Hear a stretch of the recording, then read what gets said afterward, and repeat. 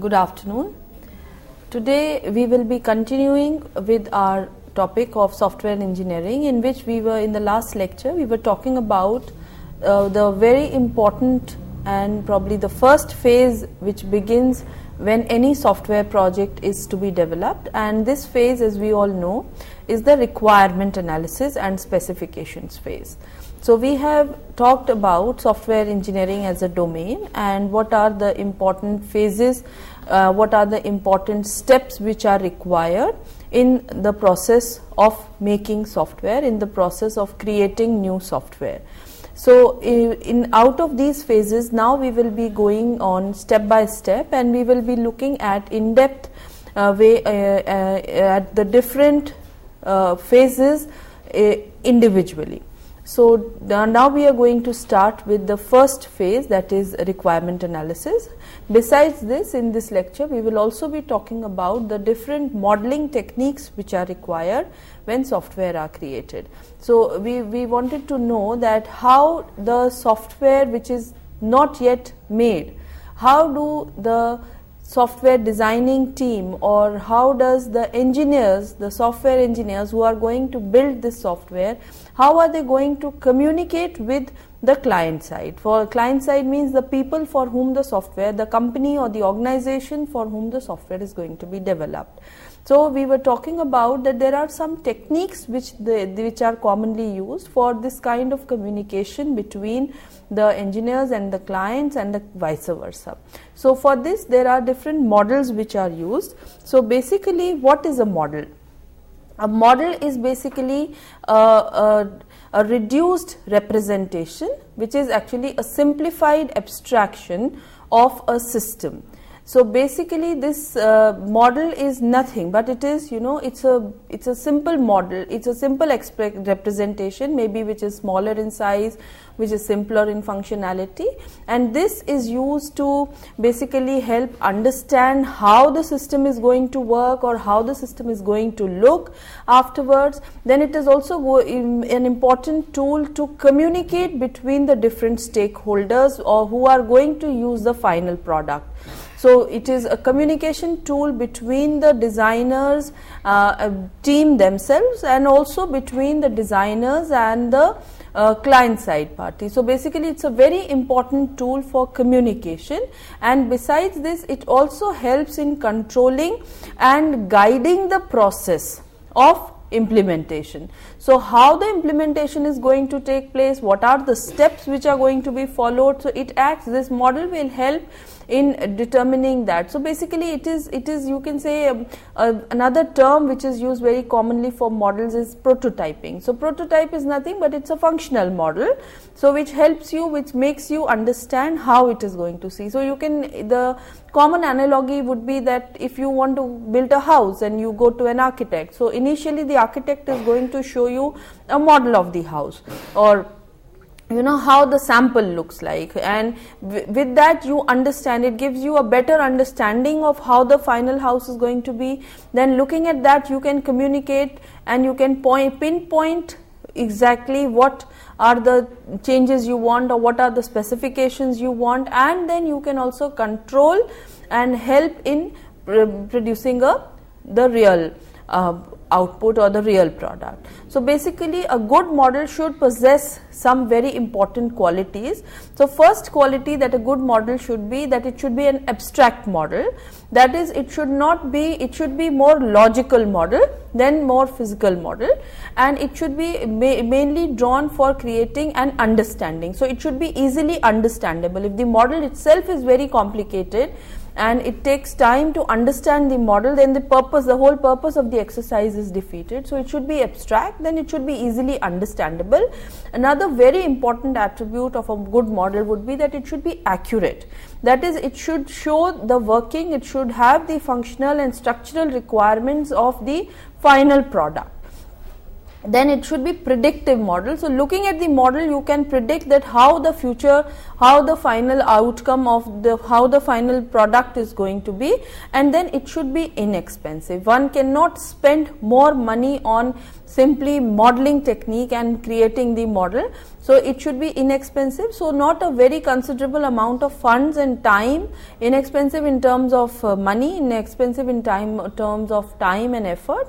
So it should be easily creatable, easily understandable, but yet it should be accurate and it should be more or less similar to what the final outcome is going to be. So there are different models which are commonly used in the field of software engineering, and these models are used to convey a lot of things. So there are different modeling notations which are used. So the first is the natural language. So natural language, which can be English. So this is natural language, but the problem with natural language is that there is it can lead to a lot of ambiguity, and it is verbose, it is more or less, it is vague, and no automation cannot be performed using this technique. But the advantage is that since natural language is easy to follow, so anybody and everybody can understand English. There is no requirement of any kind of specific training to be given. Then the next kind of model which is used is an ad hoc model, ad hoc notation or ad hoc model, which basically means which have bubbles and arrows. So it is also again simple, there is no particular syntax required, no special training is required. But again, this is not clear and this is ambiguous, and there is no automation which can be performed on it. Then the next type of model which is used is the semi-formal notation or the semi-formal model, which uses the unified modeling language or similar kind of thing. So this is basically, this has some syntax which is well defined, like you have well defined graphics, you have well defined symbols, the partial common understanding, so it is reasonably easy to learn because the symbols and all, they are more intuitive to use. So partial animation is automation is possible with the use of this semi-formal kind of structure, but it can also lead to some kind of ambiguity because it can be interpreted in several ways. So in the last modeling notation which is done is the formal modeling notation, where we use specific techniques for modeling the system. So the syntax and the semantics are very clearly defined in this case, and also they can be easily automated. But again, the disadvantage is that since it is a very formal notation of defining the model or defining the structure, so therefore it may be difficult for any and everybody to understand. So one has to have a technical know-how of the language and the technique which is used for modeling. Therefore the formal modeling notation is more difficult to understand, but it is more precise, it is more accurate, and there is very less scope for any kind of ambiguity to creep inside the model. So basically modeling notations, we generally prefer that, informal language is always better because it is easily understood by all stakeholders when we are talking about software. It is good for understanding the user's requirements, contract. But there are some problems, as we've already discussed, that it lacks precision, then there are possibility of ambiguities, and there is lack of tool support for natural languages like English, etc. So you do not have specific tools, and when you are writing in natural language, so the terms may be used which may be vague, sometimes when they may not be precise, and they may be subjective use of words. So this can lead to some kind of difficulties. Also because the domain knowledge of the stakeholders differs, so therefore this modeling notation, even though it is preferred, it may lead to some kind of problems if there is not a robust channel of communication between all stakeholders in the process. So formal languages, they are more precise, but there are fewer possibilities of ambiguity. These offer support, like there is automated verification and transformation is possible, but they are more intended for developers, they are more intended for technical people, and they are less aimed for the client side or for the naive users or for the people who have less technical knowledge. So basically modeling notations have to be chosen according to who has greater say or who is going to use the model for more greater proportion of time in the software project. So if it is a more client side oriented, cliently heavy oriented project, then we would go for an informal. But if it is for more in-house communication between the developers, then we can always think of going for a formal language modeling notation. So when we talk about modeling structures, there are different modeling structures which are used. So we've already seen in databases we use the concept of entities and their relationships. So we've already talked about the ER model or the ER diagram, where we have entities where all the objects in the real world, they are treated as entity. They have special graphical symbols to show the entities and also to show the relationship between these entities. So basically these are entity relationship diagrams which can be made, and there is always this is one of the older ways of doing it. Then of course we have unified modeling language class diagram. So again, this is a standard language for creating modeling diagrams. So this is again a graphical tool, but which is more standardized in its approach, and it's an easy tool for showing the structure or for showing the representations and the relationships among the different entities in the system using a graphical way. So this is more easy and intuitive and even better easily understood and implemented than the ER diagram. Of course, then we also have the relational tables, which also are important modeling structures which are used in heavy database intensive projects and all. So basically modeling structures, when we talk about models, so we have different types of models. So first very important type of model is the domain model. So domain model is the model of the problem domain basically. So here we talk about two models or two versions of the domain model. Domain basically means the area where the system is going to work on. What is the area in which the system is going to work on, for which the system is being developed.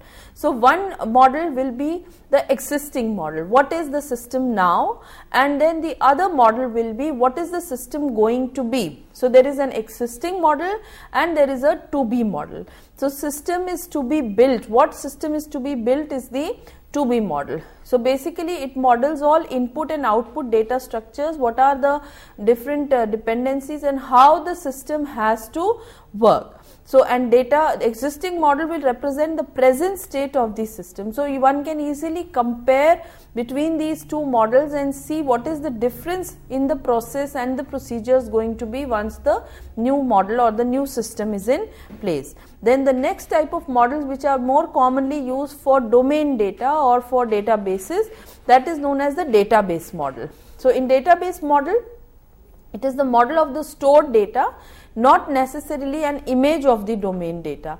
So additional data is introduced later on, for example users preferences, etc. So basically this is a model which models the database or how the data is going to be stored. So it is basically not exactly what all domain data is, but it is simply an introduction and further data can be added to it. Then besides this, there is also the architectural design model of what the system is going to be, how the system is going to behave. So architectural design model is also prepared for seeing the final layout or for seeing the final design output of the system.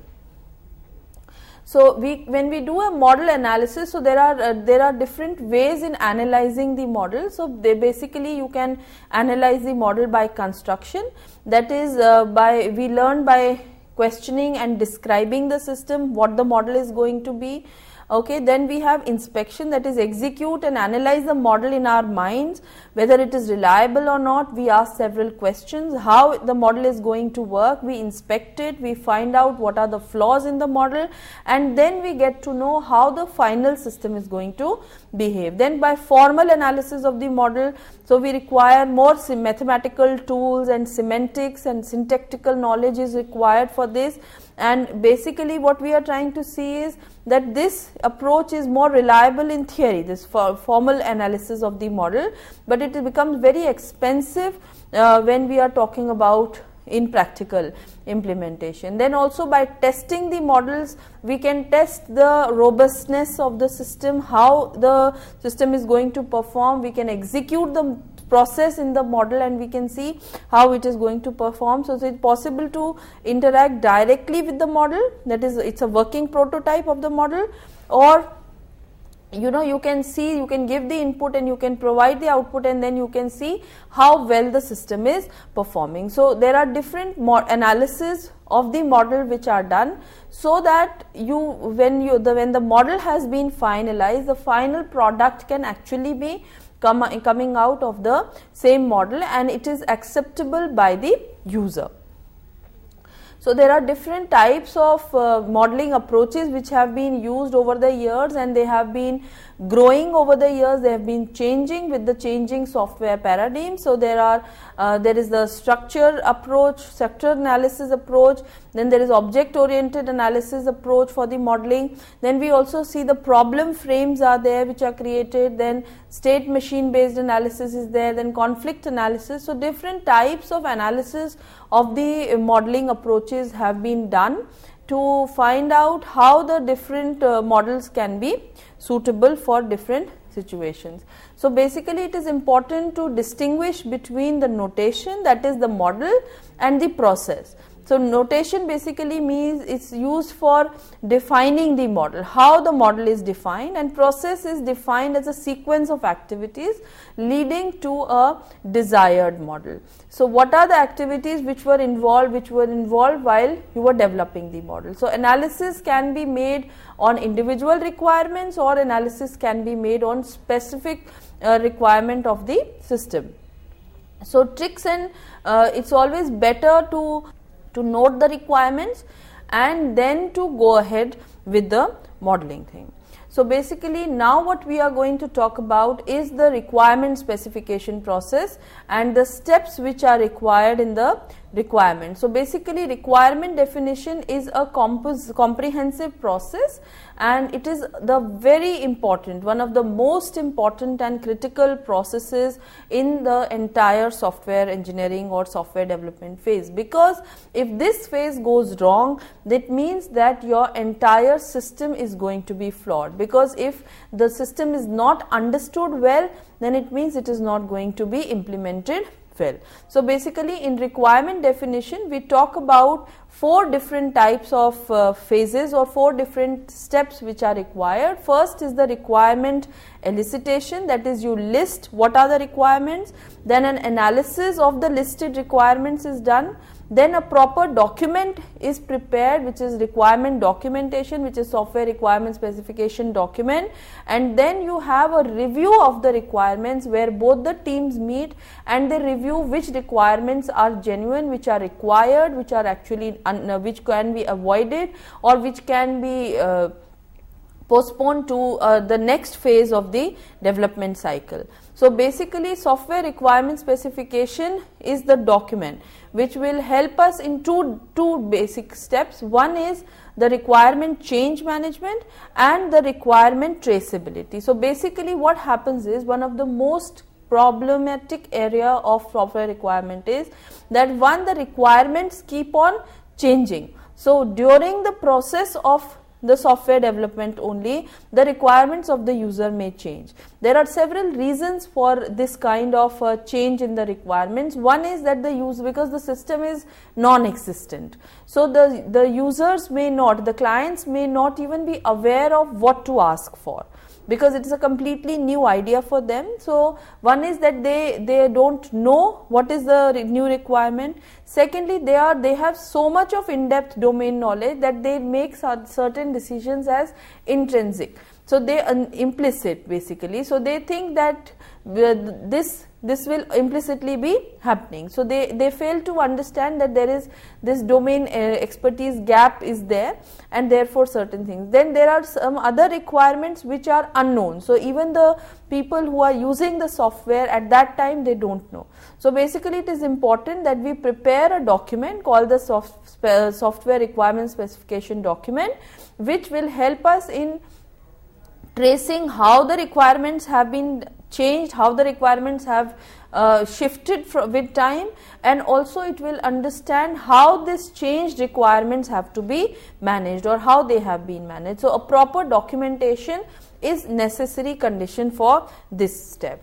So, basically requirement definition, when we talk about what is requirement definition, so the software must provide a means of representing and accessing external files created by other tools. So, requirement specification should be provided with facilities to define the type of external files. So, basically we are talking about a specific kind of system where what are the requirements from the system, what are required. So, according to the IEEE, the software requirement is defined as a condition. Requirements basically is a condition of capability needed by a user to solve a problem or achieve an objective. Another definition says that a condition or capability that must be met by the system to satisfy a contract, standard or other formally imposed document. So, basically when we say requirement, we mean that the final system that we want should meet or should satisfy these following conditions, and these conditions have been laid in a standard document, in a formal document, and therefore these conditions will be binding on both parties. So, requirements basically means what is the system expected to do, and we will also try to understand that in this requirement phase we only try to figure out, we only try to find an answer to what the system is supposed to do, and we are not going to talk about how it is going to do that. So, this is the second phase, that is the implementation phase, which we are not going to talk about. Even in the requirement phase, never the designers or the developers, they talk about how. Even erroneously, if they start talking about those paradigms or those algorithms of how the requirements are to be, they need to be checked. So, it is only a phase where the team listens and it tries to gather how the requirements are, what are the requirements, what is the user expecting the system to do, and only trying to document all those requirements with the persons. So, basically when we talk about requirements, there are different types of requirements. We can categorize the requirements from a software into different categories. So, the first category of requirements are the functional requirements. The next category of requirements is the non-functional requirements. Then we have the performance requirements. Then we have some kind of domain requirements. Now, requirements have also further been classified in as other classifications are also given, like for example user requirements and system requirements, or we can have based on the knowledge of the user. So, there could be some requirements which are known, some requirement which could be unknown, and some requirements which are absolutely unthought of, that is they are even not, they are called undreamt requirements. So, we are going to talk about each of these specific kinds of requirements and what is the implication if either of these requirements is not fulfilled, any of these requirements is not fulfilled in the final system. So, basically the first type of requirements are the functional requirements. So, these are statements of services what the system should do. Basically, it talks about the input which the system will take and how the system, and what is the output that the system will produce when the input is given. So, it also talks about how the system will react to particular types of inputs, or it will react in particular situations is important, like for example if an invalid input is given, or there is an error in computation, or there is an invalid output which is being given. So, how the system is going to behave when these kind of situations are met. So, basically functional requirements, they talk about input and the output. What is the input which is given to the user, and when that specific input is given, what will be the output that the system will generate. So, functional requirements basically deal with the functional aspect of the system, that is the working of the system. Basically, it is required, it is relevant to the working of the system. Then we have the non-functional requirements. So non-functional requirements are basically, they are more important, they are more difficult to be met, and these are more critical for the success or failure of the system. So these are like something like the constraints on the service or the functions offered by the system, such as timing constraints or constraints in the development process or any kind of standards. So these are non-functional requirements. We will study a lot number of different categories of non-functional requirements.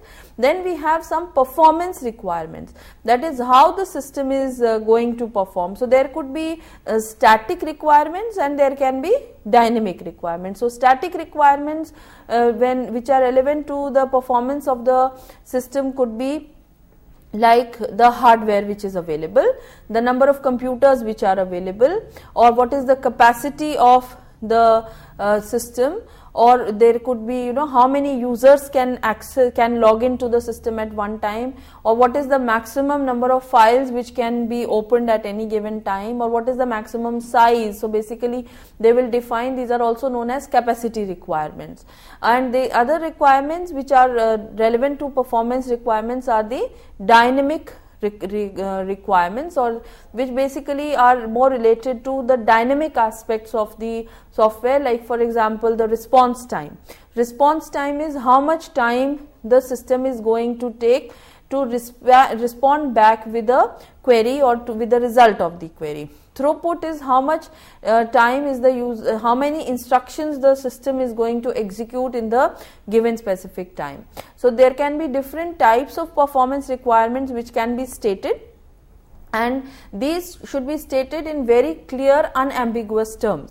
If we say that the system should have a good response time, so this is not the correct way of putting it, because it has to be very objectively put. So and similarly the system can allow large number of users to log into it. No, this is not the right way. You must specify the system can in normal situations allow 100 users to log into it. The throughput of the system will be so many lines of code in 1 minute. So these have to be very categorically and very specifically be stated, because if these are not stated that way, later on the difficulty will be in assessing whether those requirements have been met or they have not been met. Then another type of requirements are the domain requirements, that is which come from the application domain of the system. So they reflect basically the characteristics of that domain. So every domain is different. For example, a software which is created for a hospital may have absolutely different requirements from what a software for a library is required. So basically they come from the application area where the system is going to use, and therefore each domain may have its own specific requirements. For example, a software which is being developed for military operation has to be very, very secure. So their security is the critical domain, whereas a software which is being developed for users or for simply students, maybe elementary students, or so for them the ease of use will be an important criteria or an important requirement which the software will have to fulfill. So therefore domain specific requirements are also there, which need to reflect and which need to be fulfilled, because these are important traits of the domain for which the software is going to be developed. Then talking about non-functional requirements, so these define properties and constraints. For example, reliability, response time, storage requirements. Constraints are input-output device capability, system representations, etc. So these may be more critical than functional requirements, because if these are not met, then the system becomes almost useless. So more than the functional requirements, it is the non-functional requirements which make the system a success or a failure. So these requirements these are basically not directly related to input output, but they talk about the other yardsticks or the other metrics based on which the performance of the system has to be evaluated, based on which the performance of the system is actually met. So if we talk about non-functional requirements, we can see here they can be categorized into multiple heads. So the first is the product requirement. So what are the requirements, non-functional requirements which are expected from a product. So basically it is efficiency, that the product should do what it is destined to do, reliability, that is it should be fault tolerant, it should not have failures, then it should be portability, that is this product should be interoperable on different platforms, hardware as well as software. Then usability, it should be easily usable, there should be ease of use, the people who are using it should not find it too cumbersome, it should be simple enough. Then performance of the system, how what is the time required for the system to respond, what is the throughput, what is the response time, etc., and how much space is it going to take. Then there can be various organizational requirements like delivery, implementation and standards. Then for example there could be other, like for example external interface requirements are also there, which mean there are some legislative issues or some standard safety issues are there. There are some privacy issues which are specific to a domain, which could be specific to an organization. When we are talking about the interface, so the interface between the software and the user, the interface between this software and other softwares in the system which are already working. So all these interfaces have to be designed carefully. Nowadays it is very important to have a good robust user interface being given to the user, because it is tough fight and the users are more prone to having a good graphical and visual experience of the software. So unless the software provides a good experience, a good user interface, a rich interface to its users, then it may not be able to make its place. So therefore external interfaces, be it through laws, be it through the statutory bodies, be it to other software, be it to the people who are working, so all these interfaces are also very important. If the system fails on any of these non-functional requirements, then no matter how good the system has scored on the functional and other requirements, it may be difficult to make its place in the work culture or in the workspace of the organization. So basically there are different non-functional requirements which are known. Then other types of requirements could be, the other way in which requirements can be classified is known requirements, like something a stakeholder believes to be implemented, which he knows it is going to be implemented.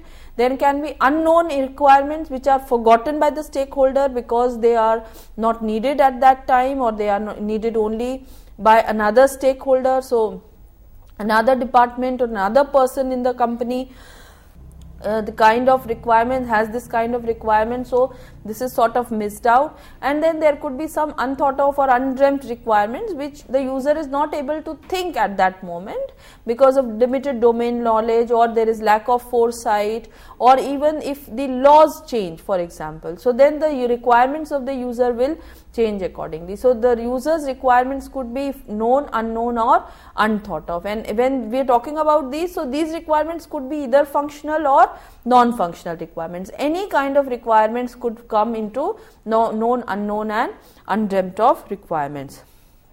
Then another set of requirements is what are the user's requirements and what are the system's requirements. So users, basically there are different categories of people who are going to use the software. So they'll have their own, each set of user will have its own set of expectations, its own set of requirements from the system, and the system itself will also have some kind of the procedure or the functions which are in place will also have their own specific kind of requirement. So basically users requirement should be they should be desirable, functional or non-functional requirements, as they are understandable by the system users who don't have detailed technical knowledge. So these should be basically very easily put and easy to understand and easy to convey to the user. So these are basically defined using natural language, tables and diagrams, so easily the user can put in and the user can understand that his requirements have been understood by the software development team. So again we have talked about what will be the problems when we are doing this? There will be a problem of predictability, there will be a problem of functional, non-functional confusions will be there, and there will be a blending of requirements, what we call as requirement amalgamation. So when users who are non-technical users of the system, their requirements have to be understood, it is very important that we use a form based approach. So basically a form is a structured way in which users requirements can be gathered by the team, and in a more structured, in a more formal way, and it can be documented and well understood. And then in the next phase, when there is a review of the requirements which is going to be done, then again the users can come back to it, or the team can come back to the users. So therefore natural language becomes a little problematic when user requirements are to be stated. Then there are some system requirements which are more detailed specification of users requirements. So they serve as a basis for designing the system. They may be used as part of the system contract. So these are more formal requirements, and these are the requirements which will form the basis according to which the system is going to be developed. So they are very detailed in nature, they are very specific in nature, and they are absolutely statutory and binding requirements on both the parties, that is the developer team as well as the client side team. So now what we have discussed so far is that we have understood that a user can have varied kinds of requirements, and these requirements have to be understood by the software developer team. Now the software developing team who is already understood this requirement, they use several tools and they use several kind of exercises to gather these requirements, whether functional, non-functional, like we have discussed just now. They could use simple tools like English language, they can use tools like verbal communication, formal, informal communication with the stakeholders, they can use some kind of forms, they can use interview, structured, unstructured, closed-ended questions, open-ended questions. So they will try as much as possible to collect all the requirements, and then they will try to formulate a document, and this is a very critical document in the entire process of software development. This is known as the software requirement specification document, or the SRS document. So basically this document, it specifies the external system behavior, how the system is going to behave with the outside world, and this document should be something which is easy to change, because as we've already discussed that the requirements may go on changing endlessly sometimes. So till the time the requirement documentation is not frozen, requirements are not frozen, there could be possibility that this requirement document is changed. So basically it will also serve as a reference tool for maintenance in the future, maintenance of the system. Whenever new requirements will come up, the people will refer to this and they will say that this is how the requirements have changed over time. Then record for this is also a record for thought about the life cycle of the system. That is, it can predict the changes, what changes are going to happen, and then it also characterizes responses to unexpected events. So how the system will react, how the system is going to respond if any kind of unexpected events take place. So unexpected event could be a functional change, or it could be a non-functional requirement change. So basically this is a very important document which will help in many other ways. So we'll do an in-depth understanding of what a software requirement specification document is. So basically it is useful in various contexts. Firstly, it is a statement, in the most simplest words, it is a statement of users' needs. What are users' requirements? Then it also serves as a contract document. So it is a legal document which is a contract, which is a binding document. Whatever is stated in the requirement specification document is a part of a legal contract, and the software developing team has to provide whatever has been signed as the SRS. Then it also becomes a reference document in the future when they have to look back and they have to study, the team or the clients, they have to study that if there is any problem in the software, then they can always go back and study that whether it was a part of the requirements or not. And when implementation is going to take place, this is going to be a vital tool, because based on this requirement specification only, the design as well as implementation of the software will take place. So at the time of implementation also, even after that, for maintenance purposes also, this document is going to be a highly critical document. So basically it is a reference document. So it is a contract between the development team and the customer. So once the SRS document is approved by the customer, any subsequent controversies or they are settled by referring to the SRS document. So this is what I said, that SRS document will be used at any future time, at any point in time ahead, whenever they will have a conflict, whenever they will have a disagreement, then the teams, both the customer as well as the development team, will go back to the SRS document and refer to it. So the point is that because of this, the SRS document will become a very important and crucial document for the software requirement as well as the customer team. So once the customer has agreed, then the development of the product will start according to what has been specified in the SRS document. So the final product will be acceptable to the customer as long as it satisfies all the requirements which are recorded in the SRS document. So once it is approved, only then the design and implementation of the system will begin. Whatever has been recorded as requirements in the SRS document have to be provided by the development team, and it has to be acceptable to the customer, because they have also signed that document which states that how the system is going to behave, what are the things the system is going to do, and what are the different aspects of non-functional requirements which the system is going to cover, what will be the standards, the metrics that the system, the minimum metrics which the system will meet as far as the performance of the system is concerned. So basically a software requirement document is a black box, because it only specifies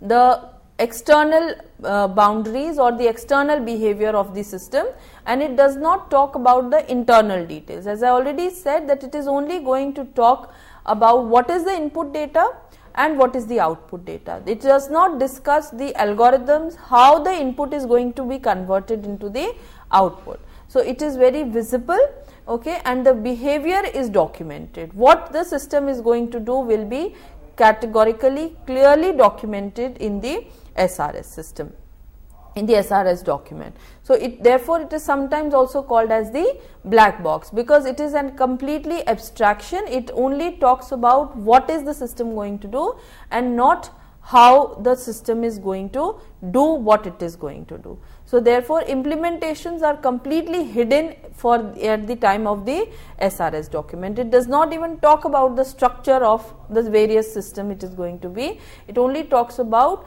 the basic requirements which the system is expected to fulfill. So it actually concentrates on what needs to be done and not on how. So it should be very carefully written, because later on it will serve as a legal contract between the two parties. So there should be no ambiguity, there should be no contradictions, there should be no kind of vague use of words, and they should be very, very specific terms which are used. For example, we use standard terms that the system shall do this. So shall will be used to show mandatory, and the system should do this means optional. So wherever the word shall comes, so it is understood by both parties that this is a mandatory function which the system must do, whereas wherever the word should is coming, it means that this is an optional feature, and if it is provided, it will be an extra advantage for the system, but it may not be provided. At the same time, it may not be provided. So therefore standard terms have to be used in this kind of a scenario. So the requirements should be used using end user terminology. So later on they can be formulated, they can be used, they can for development team they can be formalized, they can use any other tool or any other language, but at the time of writing the document, at the time of preparing the document, it should be written using a language which the customer understands, because it is very important that both the customer and the development team, they agree on it. So it should be required, it should be used using natural language or any other language which both users can understand easily. So basically if we talk about requirement specification document, so you can understand that it has three layers. Firstly, it is the data model, then it has a functional model, and then it has the behavioral model. So it will only talk about the specific system requirement specification, will talk about all the three models, but it will not talk about how these three are interlinked to each other, how they are going to work on each other. So it is going to identify what are the entities in the system, what are the various data objects for which data needs to be stored in the system. Then it will also talk about what are the different functional entities in the system, what are the different processes which the system undertakes, how input is converted into output. But if for example it says that the input X is converted into the output Y, so it will only talk about this conversion, but it will not give you the formula which is going to be used. The formula will come at the time of design and implementation. And then it also talks about the behavioral model. Behavioral model basically is the non-functional model of the system, where the system its interaction with the outside world are more concerned.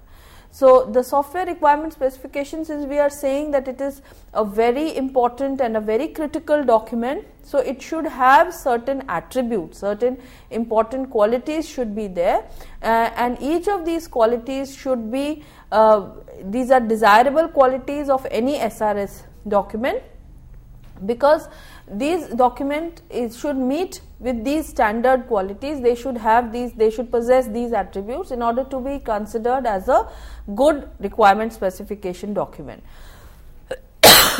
So the first is that it should be correct. That is, it should be a correct requirement document. It should note down, or the points which are written in it, they should be very clearly and very correctly, accurately mentioned.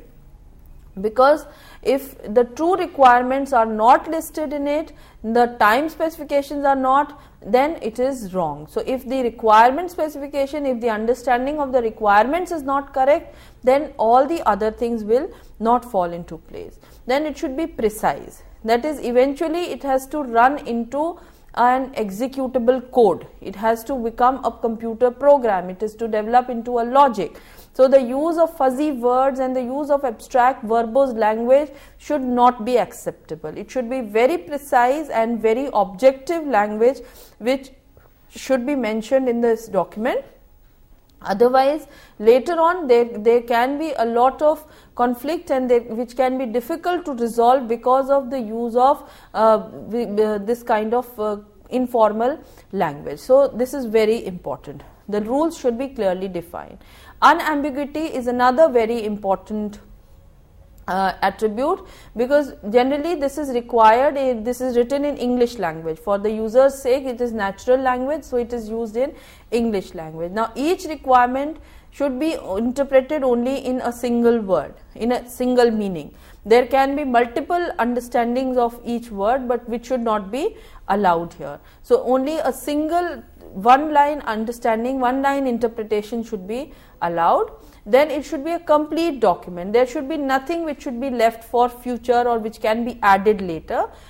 It should be to the at that point in time it should be complete, which includes all aspects of the system, including the behavioral aspects, which involves different models which can be used, the data objects, the data models, and the functional models. So it should cover all the three dimensions of that particular model.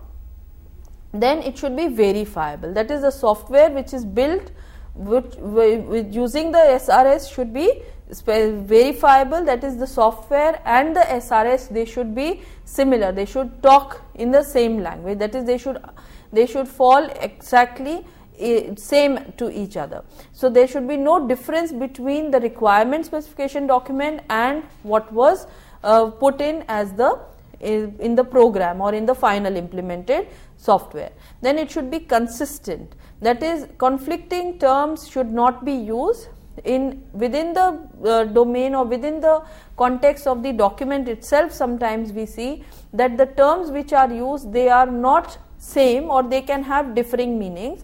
So this should not be allowed. Then it should be understandable, that is, questions are formal specification, these should be informal specifications are also understandable. So they can be easily understood and they can be easily interpreted by the customer, so that they know that whatever has been put in the requirement specification is exactly what they want out of the final system. Then it should of course be modifiable. The requirement document should be flexible enough, because it should be easily modified when specifying, designing, coding and implementation. There are sometimes situations that there are some requirements which may be accepted at the time of coding, but later on it is found that they are not practical, they are not viable, they are not feasible. So in those conditions, this requirement documentation should be modifiable. Then it should be traceable, that is, all the origin of the software components comes from the software requirement specification document. So the origin of each object in the system should be traceable to some requirement in the document. You should be able to relate that the component X of the system is a result because the user had some requirement R from the system. And last but not the least, that it should be design independent. So it should be platform independent. Whatever platform, as we've already said, that it is a black box. So it can be used, it can be designed using any platform, implemented using any programming language, it can be for any hardware architecture. So it should not, the requirement specification should be indifferent from all these details which are going to follow later on at a later stage. So basically a good requirement specification document should follow all these aspects of all these traits which we have discussed. So I think that will be all for today, and we will be continuing with the requirement specification in the following lecture. Till then, thank you.